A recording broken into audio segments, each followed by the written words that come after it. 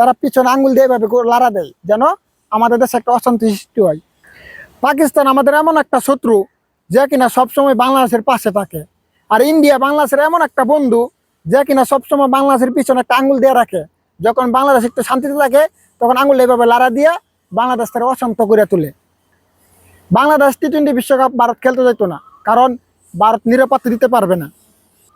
এখন বলতেছে অন্য দেশে নাকি আয়োজন করা সম্ভব নয় এই অল্প সময়ের ভিতরে।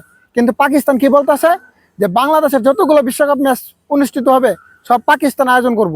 আইসিসির কাছে তারা লিগ্যাল নোটিশ দিছে যে পাকিস্তান আয়োজন করতে আগ্রহী। এখন বুঝেন যে আমাদের বন্ধুকে আর শত্রুকে।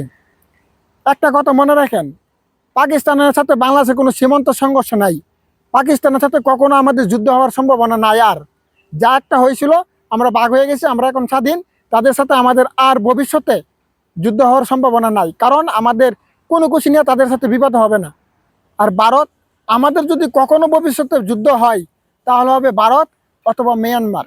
এই দুটি রাষ্ট্র হচ্ছে আমাদের সীমান্তবর্তী রাষ্ট্র। ভারতের সাথে সবসময় আমাদের একটা না একটা উত্তেজনা থাকেই। আমাদের বাংলাদেশের একটা ছাগল যদি বর্ডার ক্রস করে ভারতে ঢুকে যায়, ওই ছাগলের গুলি করে মারা ফেলে।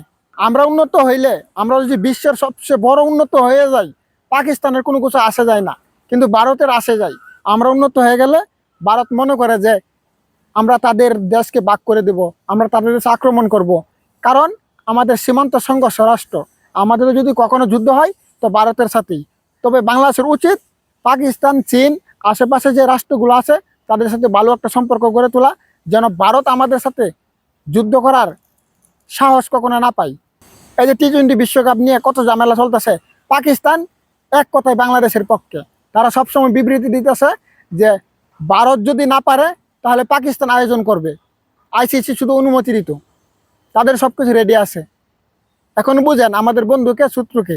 আমাদের যদি কখনো ভবিষ্যতে যুদ্ধ হয়, কখনো পাকিস্তানের সাথে হবে না, সেটা হবে ভারত, ভারত, ভারত। আর যদি অন্য কোনো একটা দেশ থাকে সেটা মিয়ানমার। এই দুইটা রাষ্ট্র ছাড়া আমাদের কখনো কারোর সাথে যুদ্ধ হওয়ার সম্ভাবনা একবারে 0%। কারণ আমাদের সাথে অন্য কোনো দেশের সীমান্ত নেই যে আমাদের যুদ্ধ হবে।